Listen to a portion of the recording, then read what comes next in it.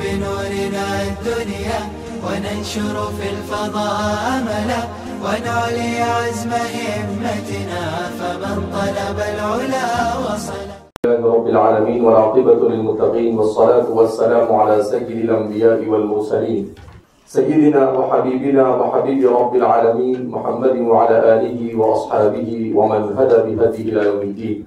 وروى عيسى عن رقبة عن قيس بن مسلم عن طارق بن شهاب قال: سمعت عمر رضي الله عنه يقول: قام فينا النبي صلى الله عليه وسلم مقاما فأخبرنا عن بدء الخلق حتى دخل أهل الجنة منازلهم وأهل النار منازلهم حفظ ذلك من حفظه ونسيه من نسيه.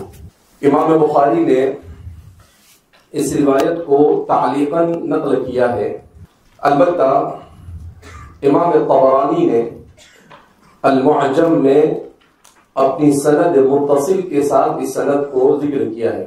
اسی طریقے سے امام ابن مندہ نے اپنی کتاب مسند ابن مندہ میں اس روایت کو سند متصل کے ساتھ ذکر کیا ہے۔ گویا جس روایت کو آپ تعلیقاً ذکر کر رہے ہیں وہ سند متصل کے ساتھ کم از کم دو محدثین کے یہاں پر وارد ہے۔ اس کو تخریج کہا جاتا ہے کہ اس تعلیق کی تخریج یہ ہے کہ یہ متصلاً امام طبرانی اور ابن مندہ دونوں رحمہم اللہ کے یہاں پر سند متصل کے ساتھ مروی ہے۔ دوسرا، اس روایت میں لفظ بیان کیا ہے قام فینا النبی صلی اللہ علیہ وسلم مقاما، کہ آپ صلی اللہ علیہ وسلم ہمارے درمیان ٹھہرے۔ مقامن کی تفسیر کرتے ہوئے حضرات محدثین کی ایک بڑی جماعت کا رجحان یہ ہے مقامن ای منبرن، کہ رسول اللہ صلی اللہ علیہ وسلم نے منبر پر کھڑے ہو کر یہ بات بیان کی۔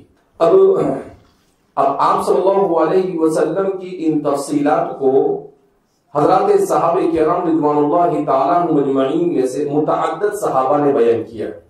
ایک روایت امام مسلم نے اپنی کتاب الفتن میں باب ذکر الساعہ کے تحت بیان کی ہے، جس میں حضرت ابو زید رضی اللہ تعالیٰ عنہ کے حوالے سے اس سند کو ذکر کیا، اس روایت کو قدر تفصیل کے ساتھ ذکر کیا ہے کہ قام رسول اللہ صلی اللہ علیہ وسلم علی المنبر، کہ آپ فجر کی نماز کے بعد منبر پر کھڑے ہوئے اور آپ نے مبدأ، معاش اور معاد، پوری کائنات کی کب کائنات شروع ہوئی، دنیا میں کیسے زندگی گزارے گی اور آخرت میں ان کا حشر کیا ہوگا، ان تمام تفصیلات کو بیان کرنا شروع کیا۔ امام ترمذی اور امام مسلم ان دونوں نے اس سند کو ذکر کیا ہے مختلف صحابہ سے۔ ایک روایت حضرت حذیفہ بن یمان سے ہے، دوسری روایت حضرت ابو زید رضی اللہ تعالیٰ عنہ سے اور ابو موسیٰ اشعری وغیرہ سے ہیں۔ تو فرماتے ہیں کہ دو طرح کی روایتیں ملتی ہے۔ ایک روایت یہ ملتی ہے کہ آپ صلی اللہ علیہ وسلم نے کہ اللہ نے کائنات کو کیسے بنایا اس کو بتایا۔ ظہر کی نماز کا وقت ہوا فصلی الظہر، ظہر کی نماز پڑھی اور ظہر کے بعد پھر صعد المنبر، منبر پر آپ چلے گئے اور پھر آپ نے مزید تفصیلات بیان کرنا شروع کیا۔ صلی العصر، عصر کی نماز پڑھی اور نماز کے بعد پھر آپ منبر پر چلے گئے اور پھر آپ نے تفصیلات بیان کرنا شروع کی حتی غربت الشمس، یہاں تک کہ سورج کیا ہو گیا، غروب ہو گیا۔ گویا آپ صلی اللہ علیہ وسلم نے کنٹینیوس کتنے گھنٹے تقریر کیا؟ 12 گھنٹے تقریر کی۔ کتنے گھنٹے تقریر کی؟ 12۔ اور اس 12 گھنٹے میں آپ صلی اللہ علیہ وسلم کا معجزہ یہ تھا کہ آپ صلی اللہ علیہ وسلم نے کائنات کے پیدا ہونے سے لے کر کائنات کے ختم ہونے تک اور لوگوں کے جنت اور جہنم میں جانے تک کی ساری تفصیلات 12 گھنٹے میں حضرات صحابہ کے سامنے ذکر کر دی۔ ایک دوسری روایت ایسی ملتی ہے کہ آپ صلی اللہ علیہ وسلم منبر پر کھڑے ہوئے اور آپ صلی اللہ علیہ وسلم کے ہاتھ میں 2 رجسٹر تھے، 2 کتابیں تھی۔ ایک امام ترمذی نے اس کو نقل کیا ہے، تو فرماتے ہیں کہ آپ نے تب بیان کیا اور بیان کرنے کے بعد اخیر میں کہا کہ یہ سیدھے ہاتھ کا رجسٹر ہے، اور صحابہ کہتے ہیں ہمیں کھول کر بتایا بلکہ ہمارے سامنے کھول کر رکھ دیا۔ حضرت ابو زید فرماتے ہیں اور کہا کہ جنت میں کون جائے گا، کس قبیلے کا ہوگا، اس کا کیا نام ہوگا اور کن اعمال کی بنیاد پر اسے جنت میں بھیجا جائے گا، وہ ساری تفصیلات اس میں موجود تھی۔ دوسرا رجسٹر آپ نے رکھ دیا، اس میں جہنم میں جانے والوں کے تمام نام کیا تھے، مذکور تھے۔ تو اس طرح سے ان متعدد روایات کی روشنی میں یہ بات کہی جاتی ہے کہ آپ صلی اللہ علیہ وسلم نے کائنات کے پیدا ہونے سے لے کر، کائنات کے بننے سے لے کر، کائنات کے ختم ہونے تک کی جتنی تفصیلات ہو سکتی تھی وہ تمام کے تمام تفصیلات اس موقع پر کیا کی، بیان کی۔ امام بخاری رحمۃ اللہ علیہ حضرت عمر بن الخطاب رضی اللہ تعالیٰ عنہ کے حوالے سے یہاں پر اس کے تھوڑے سے حصے کو ذکر کر آگے بڑھ جاتے ہیں۔ وَبِهِ قَالَ حَدَّثَنَا عَبْدُ اللَّهِ بْنُ أَبِي شَيْبَةَ عَنْ أَبِي أَحْمَدَ عَنْ سُفْيَانَ عَنْ أَبِي الزِّنَادِ عَنِ الْأَعْرَجِ عَنْ أَبِي هُرَيْرَةَ رَضِيَ اللَّهُ عَنْهُ وَعَنْهُمْ أَجْمَعِينَ قال رسول الله صلى الله عليه وسلم قال الله عز وجل شتمني ابن آدم وما ينبغي له أن يشتمني ويكذبني وما ينبغي له أما شتمه إياي فقوله إن لي ولدا وأما تكذيبه فقوله لن يعيدني كما بدأني۔ حضرت ابو ہریرہ رضی اللہ تعالیٰ عنہ کی روایت کو یہاں پر ذکر کر رہے ہیں اپنی سند کے ساتھ۔ امام بخاری اس روایت کو بیان کرتے ہیں، حدثنا عبداللہ ابن ابی شیبہ، سب سے پہلے راوی ہے عبداللہ ابن ابی شیبہ، عبداللہ ابن محمد ابن ابی شیبہ، البتہ یہ اپنے دادا کی طرف منسوب کرتے ہوئے عبداللہ ابن ابی شیبہ سے مشہور ہے، در حقیقت ان کے والد کا نام محمد ہے، تو ہونا چاہیے عبداللہ ابن محمد ابن ابی شیبہ، مگر بعض حضرات اپنے والد کی بجائے اپنے دادا کی طرف منسوب کرتے ہوئے مشہور ہو جاتے ہیں۔ امام احمد ابن حنبل اسی طریقے سے عبداللہ ابن محمد ابن ابی شیبہ بھی عبداللہ ابن ابی شیبہ سے مشہور ہو گئے۔ عن عبداللہ ابن محمد ابن ابی شیبہ، تو فرماتے ہیں کہ اسم ابی شیبہ، ابو شیبہ کا نام کیا تھا؟ ابراہیم ابن عثمان العبسی۔ ان کے دادا جو تھے جن کی طرف یہ منسوب کیے جاتے ہیں ان کا نام تھا ابراہیم ابن عثمان العبسی الکوفی۔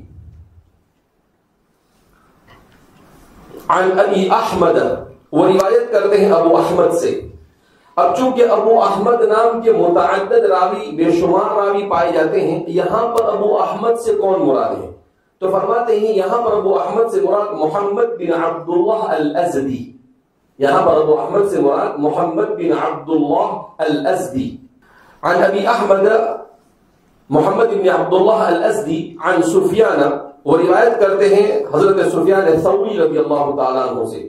چونکہ سفیان دو ہوتے ہیں، سفیان ابن عیینہ اور سفیان ثوری، اور دونوں کے لیے کبھی کبھی ابن عیینہ کے لیے ابن عیینہ کا لفظ استعمال کرتے ہیں اور سفیان کا لفظ دونوں کے لیے استعمال کیا جاتا ہے، اس لیے جہاں پر بھی سفیان کا لفظ آتا ہے اس کی وضاحت ضروری ہے۔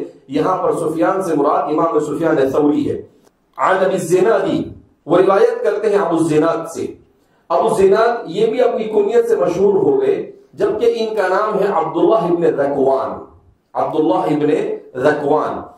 تو یہ عبداللہ ابن ذکوان ہے المشہور بھی ابی الزناد، جو ابو الزناد سے مشہور ہے۔ عن الاعرج، وہ روایت کرتے ہیں اعرج سے۔ اعرج کے معنی آتے ہیں پاؤں سے معذور، جس کو ہماری لچر زبان کے اندر میں لنگڑا کہا جاتا ہے۔ اگر وہ پاؤں میں تھوڑا سا ان کے پاؤں میں لچک تھی، اس کی وجہ سے یہ اعرج سے مشہور ہوئے۔ البتہ ان کا نام بیان کیا جاتا ہے عبد الرحمن بن ہرمز، ان کا نام ہے عبد الرحمن بن ہرمز، عبد الرحمن بن ہرمز، لیکن یہ مشہور ہے اعرج سے۔ بہت سارے لوگوں کے نام کے ساتھ اعمش ہے، اعرج ہے، اخفش ہے، اس طرح کے الفاظ لگائے جاتے ہیں، لیکن حضرات محدثین کے یہاں پر جب بھی اعرج مطلقاً بولا جاتا ہے بغیر کسی آگے پیچھے کی نسبت کے بغیر، تو وہاں پر عبد الرحمن ابن ہرمز ہی مراد ہوا کرتے ہیں۔ تو عن الاعرج، وہ روایت کرتے ہیں اعرج سے، عن ابی ہریرہ، اور وہ روایت کرتے ہیں راویۃ الاسلام سیدنا ابو ہریرہ عبد الرحمن بن صخر رضی اللہ تعالی عنہ، حضرت ابو ہریرہ رضی اللہ تعالی عنہ۔ ومن لا يعرف ابا ہریرہ، کون ہے جو حضرت ابو ہریرہ کو نہیں جانتا ہے؟ سیدنا حضرت ابو ہریرہ رضی اللہ تعالیٰ عنہ ان کا نام، ویسے ان کے نام کے سلسلے میں 40 اقوال پائے جاتے ہیں، مگر ان کا جو نام مشہور اور راجح ہے حضرات محدثین کے یہاں پر وہ عبد الرحمن ابن صخر الدوسی، عبد الرحمن ابن صخر الدوسی، آپ کا تعلق قبیلہ دوس سے تھا۔ مکہ مکرمہ میں مکہ سے باہر رہنے والے لوگوں میں سب سے پہلے اگر کوئی آدمی اسلام میں داخل ہوئے تو وہ یمن کے حضرت ابو عامر طفیل بن عمرو الدوسی، حضرت ابو ہریرہ رضی اللہ تعالیٰ عنہ کے قبیلے کے سردار تھے، طفیل بن عمرو الدوسی۔ یہ مکہ مکرمہ آئے کسی کام سے، ان کو پتا چلا رسول اللہ صلی اللہ علیہ وسلم کے سلسلے میں، تو آپ صلی اللہ علیہ وسلم کے پاس آ کر پوچھا کہ آپ کیا لے کر آئے ہیں؟ تو آپ صلی اللہ علیہ وسلم نے ان سے پوچھا کہ آپ کہاں سے آئے؟ انہوں نے کہا میں یمن سے آیا ہوں۔ تو آپ صلی اللہ علیہ وسلم نے کہا کہ میں ایک اللہ کی طرف بلاتا ہوں، اس کے ساتھ کسی کو شریک نہیں ٹھہرایا جاتا ہے، میں صلہ رحمی کی تعلیم دیتا ہوں، شراب کو حرام اور اس طرح کی بہت ساری چیزیں آپ صلی اللہ علیہ وسلم نے ان کو بتائی۔ تو حضور صلی اللہ علیہ وسلم کے اخلاق اور کردار اور آپ کی زبان کو سن کر وہ فوراً اسلام میں داخل ہوئے۔ جب وہ اسلام میں داخل ہوئے تو انہوں نے کہا کہ میری قوم کے پاس جا کر میں انہیں بھی اسلام کی طرف بلاتا ہوں۔ تو آپ صلی اللہ علیہ وسلم نے کہا ٹھیک ہے۔ اب وہ گئے اور جا کر کہا ان کی قوم سے کہ میں اسلام میں داخل ہو جاؤں، میں تمہارا سردار ہوں، میں بھی اسلام میں داخل ہو گیا۔ تو انہوں نے سب نے انکار کر دیا۔ تو ان کو بڑا غصہ آیا، یہ واپس آئے مکہ مکرمہ یمن سے۔ کوئی آسان سفر نہیں ہوتا تھا اس زمانے میں، 1.5 مہینے لگتے تھے سفر کرنے کو۔ تو بیچارے واپس آئے اور کہا کہ میری قوم کو میں نے ایک اللہ کی طرف دعوت دی، نہیں دعوت کو قبول نہیں کیا، ان کے لیے بد دعا کرو۔ تو آپ صلی اللہ علیہ وسلم نے مسکرایا اور کہا اللہم اہدی دوسا، اے اللہ قبیلے دوس کو ہدایت عطا فرما۔ اور پھر اس کے بعد ان سے کہا کہ بھائی آپ جاؤ۔ تو کہا کہ نہیں، وہ ایسے نہیں مانے گی۔ تو آپ صلی اللہ علیہ وسلم نے ان کو کہا کہ آپ کے پاس جو لاٹھی ہے، اس لاٹھی کے اندر آپ کی کرامت ظاہر ہوگی۔ تو پھر وہ رات میں جب اندھیرا ہوتا تھا تو ان کی لاٹھی یہ بیٹری کی طرح جلتی تھی۔ تو اس کرامت کے ساتھ وہ گئے وہاں پر، ان کو بتایا، اور جیسے ہی ان کو جمع کر کر ان کے سامنے ایک تقریر دی تو پورا قبیلہ ایک ساتھ اسلام میں کیا ہو گیا؟ داخل ہو گیا۔ کیونکہ آپ صلی اللہ علیہ وسلم نے ان کے لیے دعا کی کہ اللہم اہدی دوسا، اے اللہ قبیلہ دوس کو ہدایت عطا فرما۔ تو ان اسلام میں داخل ہونے والوں میں حضرت ابو ہریرہ رضی اللہ تعالیٰ عنہ بھی تھے، مگر حضرت ابو ہریرہ کو رسول اللہ صلی اللہ علیہ وسلم کی خدمت اقدس میں آنے کا موقع نہیں مل سکا۔ جب آپ صلی اللہ علیہ وسلم ہجرت کر کر مدینہ منورہ تشریف لائے اور خیبر میں تھے، اس موقع پر حضرت طفیل بن عمرو الدوسی رضی اللہ تعالیٰ عنہ پورے قبیلے دوس کو لے کر آگئے، بیوی بچے جو مسلمان ہوئے تھے وہ بھی، جو نہیں ہوئے تھے وہ بھی، سب کو لے کر آگئے۔ تو پورا قبیلے دوس ان کے ساتھ آگئے۔ اس میں حضرت ابو ہریرہ اور ان کی والدہ بھی تھی۔ حضرت ابو ہریرہ اسلام میں داخل ہو گئے مگر ان کی والدہ اسلام میں داخل نہیں ہوئی۔ تو حضرت ابو ہریرہ رضی اللہ تعالیٰ عنہ اللہ کے رسول صلی اللہ علیہ وسلم کی خدمت میں رہتے تھے، صرف 2 سال رہے اور 5000 سے زیادہ روایتیں نقل کی آپ نے۔ تو حضرت ابو ہریرہ رضی اللہ تعالیٰ عنہ کو ایک دن دل میں آیا اور کہا کہ اللہ کے رسول صلی اللہ علیہ وسلم میری والدہ کے لیے دعا کیجیے، میں ان کو اسلام کی دعوت دیتا ہوں مگر وہ اسلام میں داخل نہیں ہوتے ہیں۔ تو حضور نے ہاتھ اٹھایا، جیسے حضور نے ہاتھ اٹھایا حضرت ابو ہریرہ نے دوڑ لگائی۔ راستے میں کسی نے پکڑ لیا کہ ابو ہریرہ تم تو کبھی دوڑتے نہیں ہوئے، کہاں جا رہے ہو دوڑتے ہوئے؟ کہا کہ میں دیکھنا چاہتا ہوں کہ میں جلدی پہنچتا ہوں یا حضور کی دعا جلدی پہنچتی ہے۔ رسول اللہ صلی اللہ علیہ وسلم کی دعا کے قبول ہونے پر اتنا یقین تھا حضرت ابو ہریرہ کو، تو فرماتے ہیں کہ میں یہ دیکھنا چاہتا ہوں کہ میں جلدی گھر پر پہنچتا ہوں یا حضور کی دعا جلدی آسمان پر پہنچ کے قبول ہوتی ہے۔ وہ گھر پر گئے تو گھر کا دروازہ بند تھا، کھٹکھٹایا تو والدہ نے کہا میں غسل کر رہی ہوں، مجھے اسلام میں داخل ہونا ہے۔ تو حضرت ابو ہریرہ فرماتے ہیں کہ مجھے یقین تھا کہ رسول اللہ صلی اللہ علیہ وسلم کو دعا کے لیے کہا ہے، ضرور میری والدہ کو ہدایت ملے گی، تو پھر وہ اسلام میں کیا ہو گئے؟ داخل ہو گئے۔ تو ایسا حضرات صحابہ کا یقین دعاؤں پر، ان چیزوں پر اتنا زبردست تھا، اسی وجہ سے اللہ رب العزت نے انہیں کامیابی عطا فرمائی۔ حضرت ابو ہریرہ رضی اللہ تعالیٰ عنہ یہ آپ صلی اللہ علیہ وسلم کی خدمت میں مشکل سے 2 سال رہے، لیکن لازم رسول اللہ صلی اللہ علیہ وسلم ملازمۃ تامہ، حضور کے ساتھ یعنی رسول اللہ صلی اللہ علیہ وسلم جب اپنے گھر سے نکلتے تھے اس وقت سے لے کر جب تک کہ آپ اپنے حجرے میں واپس نہیں جاتے تھے وہاں تک کہ آپ ان کو چھوڑتے نہیں تھے. یعنی رسول اللہ صلی اللہ علیہ وسلم کے مدرسہ صفہ کے سب سے ممتاز طالب علم، مدرسہ صفہ کے سب سے ممتاز طالب علم، اتنے وہ فرماتے ہیں کہ اگر رسول اللہ صلی اللہ علیہ وسلم تھوڑی دیر کے لیے بھی کہیں پر چلے جاتے تھے تو میں بے چین ہو جاتا تھا کہ کہاں چلے گئے. آپ صلی اللہ علیہ وسلم کی دعائیں بھی بہت تھیں اور آپ نے علم کو حاصل کرنے کے لیے بڑے مجاہدے کیے. آپ کے حالات کے اندر میں لکھا ہے کہ حضرت ابو ہریرہ رضی اللہ تعالیٰ عنہ کھانا نہ ملنے کی وجہ سے، بھوک کی وجہ سے مدینہ کی گلیوں کے اندر میں بے ہوش ہو کے گر جاتے تھے. تو فرماتے ہیں، حضرت ابو ہریرہ خود فرماتے ہیں کہ لوگ یہ سمجھتے تھے کہ مجھے مرگی کی بیماری ہے، اور وہ فرماتے ہیں واللہ ما بی مرض وانما الجوع، خدا پاک کی قسم کوئی بیماری، مجھے کوئی مرگی کی بیماری نہیں، مگر کئی دنوں تک کھانا نہیں ملتا تھا جس کی وجہ سے، بھوک کی وجہ سے میں بے ہوش ہو جاتا تھا. تو ایسی مشقتوں کو اٹھا کر حضرت ابو ہریرہ رضی اللہ تعالیٰ عنہ نے احادیث مبارکہ کو کیا کیا، سیکھا. اسی لیے حضرت ابو ہریرہ رضی اللہ تعالیٰ عنہ پر مستشرقین اور اورینٹلسٹ بہت سارے لوگوں نے اعتراضات کیے. تو بہت سارے لوگوں نے جب اعتراضات کیے تو ہمارے عرب کے ایک شیخ ہے، انہوں نے دفاع عن ابی ہریرہ کے نام سے کتاب لکھی اور حضرت ابو ہریرہ کے اوپر جتنے بھی اعتراضات کیے گئے تھے ان سب کا جواب دیا. تقریباً 700 صفحے کی کتاب ہے جس میں راویۃ الاسلام حضرت ابو ہریرہ رضی اللہ تعالیٰ عنہ کا کیا گیا ہے، دفاع کیا گیا. ان کو راویۃ الاسلام کہا جاتا ہے. آپ کو کیوں راویۃ الاسلام کہتے ہیں؟ اس لیے کہ آپ نے اسلام کے درخت کو سینچا. راویہ کہتے ہیں درخت کو پانی پلانے کو، کھیتی کو پانی پلانے کو کیا کہتے ہیں، راویتن. تو آپ کو راویۃ الاسلام اس لیے کہا جاتا ہے کہ اسلام کے سرسبز و شاداب رہنے میں حضرات صحابہ میں سب سے بڑا رول اگر کسی کا ہے تو وہ کس کا ہے، سیدنا حضرت ابو ہریرہ رضی اللہ تعالیٰ عنہ. رسول اللہ صلی اللہ علیہ وسلم کی وفات کے بعد آپ تقریباً 50 سال زندہ رہے. کتنا زندہ رہے؟ 50 سال. اور سن ہجری 60 میں آپ کا انتقال ہوا مدینہ منورہ میں. حضرت ابو ہریرہ رضی اللہ تعالیٰ عنہ سے 6 مہینے یا 8 مہینے پہلے حضرت عائشہ صدیقہ رضی اللہ تعالیٰ عنہا کا انتقال ہوا اور حضرت عائشہ کی نماز جنازہ حضرت ابو ہریرہ نے پڑھائی. اور پھر کچھ دنوں کے بعد، کچھ مہینوں کے بعد حضرت ابو ہریرہ رضی اللہ تعالیٰ عنہ بھی اس دنیا سے کیا ہوئے، چل بسے.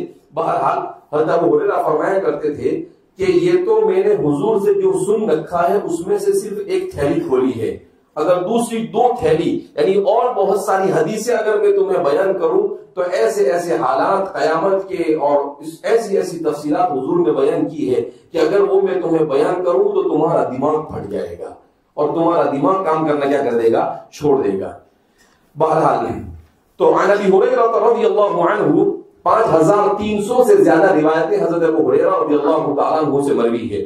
عن ابی ہریرہ رضی اللہ عنہ سیدنا حضرت ابو ہریرہ رضی اللہ تعالیٰ عنہ سے مروی ہے، قال، وہ فرماتے ہیں قال رسول اللہ صلی اللہ علیہ وسلم، رسول اللہ صلی اللہ علیہ وسلم نے ارشاد فرمایا، قال اللہ عز وجل، اللہ رب العزت ارشاد فرماتے ہیں، شتمنی ابن آدم، ابن آدم مجھے برا بھلا کہتا ہے، وما ينبغي له ان يشتمني، جبکہ ابن آدم کے لیے یعنی انسان کے لیے مناسب نہیں کہ وہ مجھے برا بھلا کہے، ويكذبني وما ينبغي له، اور ابن آدم یہ مجھے جھٹلاتا ہے جبکہ اس کے لیے مناسب نہیں ہے کہ وہ مجھے جھٹلائے.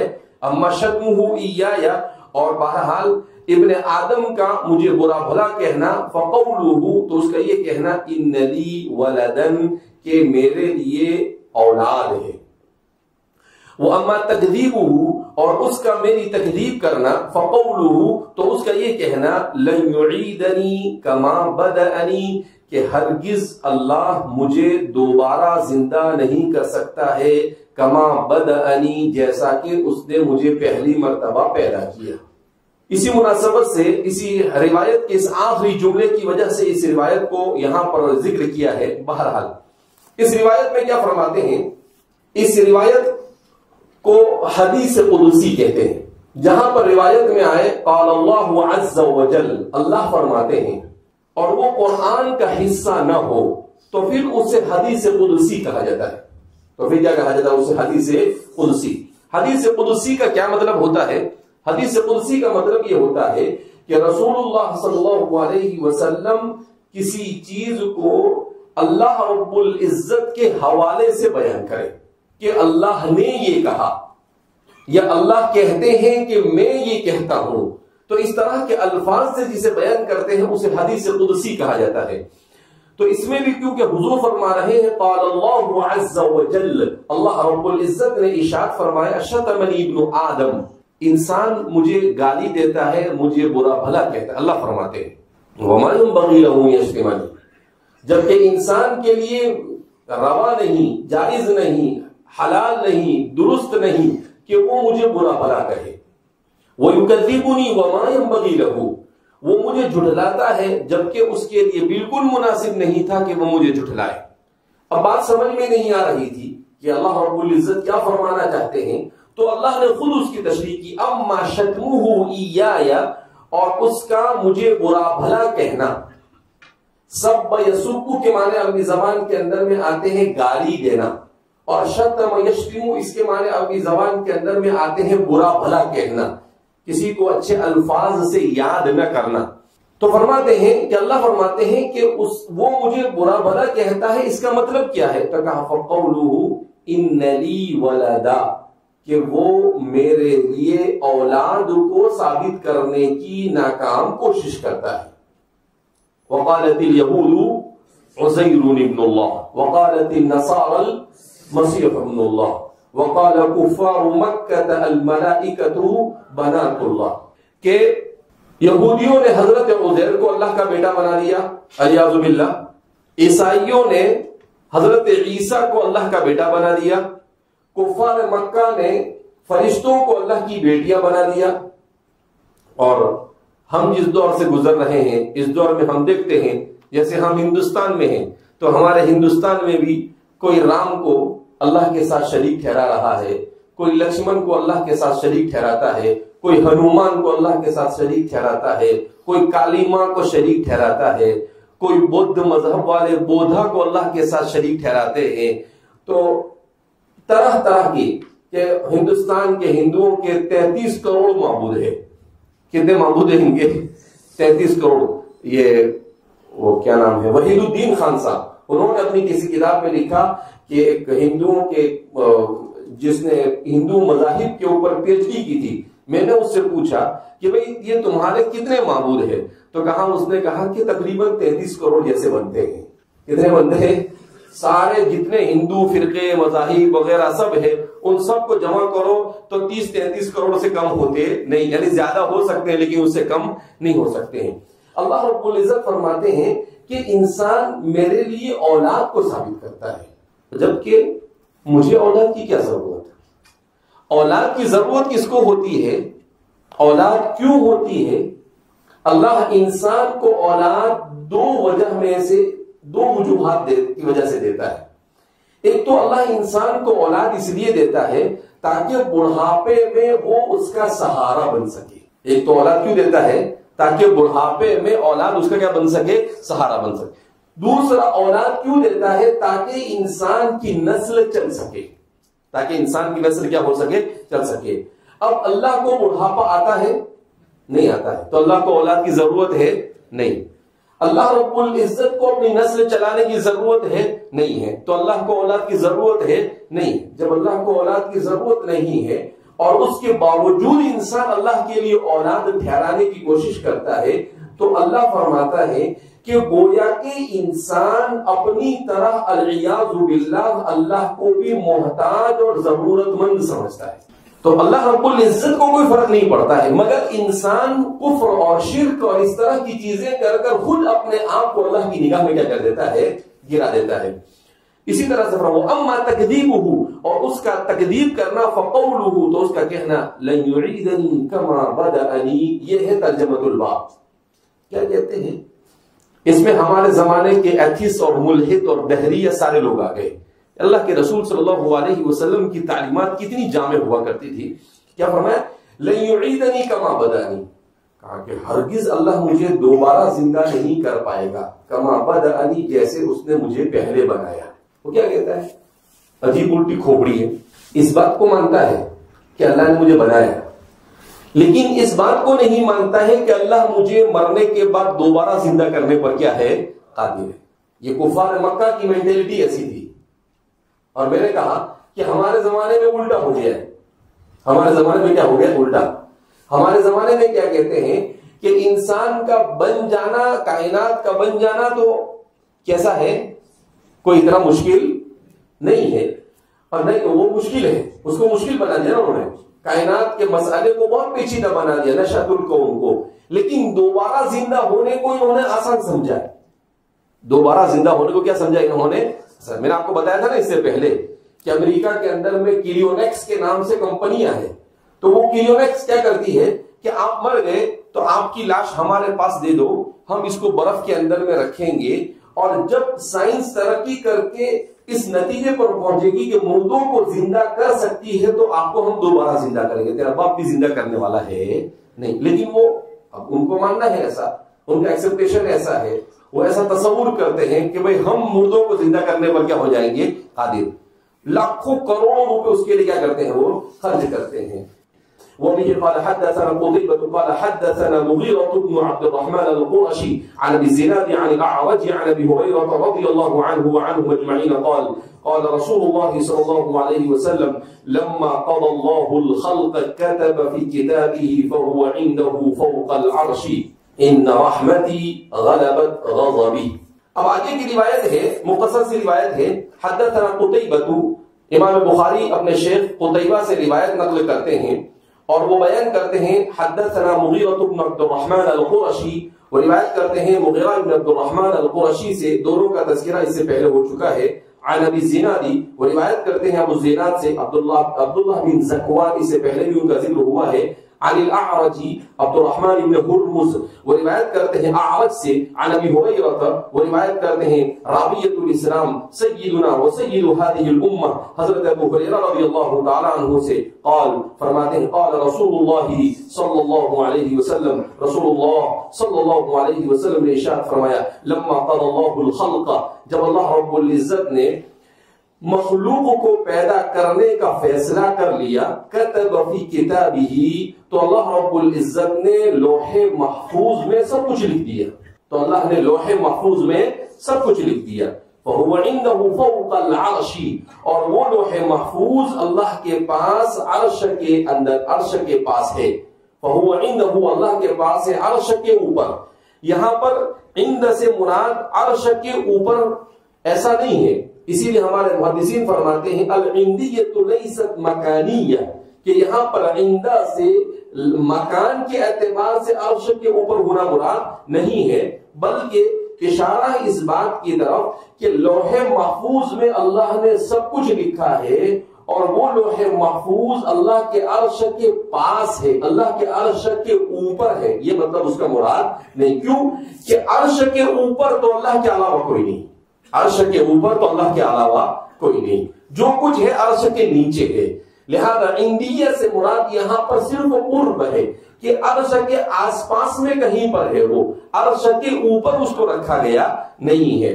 تو اب فرماتے ان رحمتی غلبت غضبی، اللہ فرماتے ہیں ان رحمتی، اللہ نے وہاں پر بڑے حروف سے لکھا ہے، جلی حروف سے، لوح محفوظ میں کیا لکھا؟ ان رحمتی غلبت غضبی، میری رحمت میرے غصے پر غالب ہے، میری رحمت میرے غصے پر کیا ہے؟ غالب ہے۔ کیا مطلب؟ کہ اللہ رب العزت فرماتے ہیں کہ میں چھوٹے چھوٹے بہانے بنا کر بندوں کو عذاب نہیں دیتا ہوں، مجھے چھوٹی چھوٹی باتوں پر غصہ نہیں آتا ہے، عفو و درگزر سے کام لیتا ہوں۔ اسی لیے کہتے ہیں اللہ تو 70 معاون سے درہم کرنے والا ہے۔ تو پھر سوال پیدا ہو تو جہنم ہونی ہی نہیں چاہیے۔ اگر جہنم نہ ہوتی تو ایک بھی انسان دنیا میں سدھرتا نہیں، سمجھ آ رہی بات؟ اگر جہنم نہ ہوتی، اگر اللہ عذاب کے بارے میں نہ کہتا تو نہ کوئی نماز پڑھتا، نہ کوئی روزہ رکھتا، نہ کوئی زکوٰۃ نکالتا، نہ کوئی حج پڑھتا۔ کیوں؟ ڈر ہی نہیں۔ یہ کم سے کم اس کے خوف سے 2-4-5% وہ بھی پڑھ رہے ہیں، تو اللہ رب العزت اگر چاہے تو جہنم میں کسی کو نہیں ڈالے، مگر اللہ نے ایک نظام بنایا ہے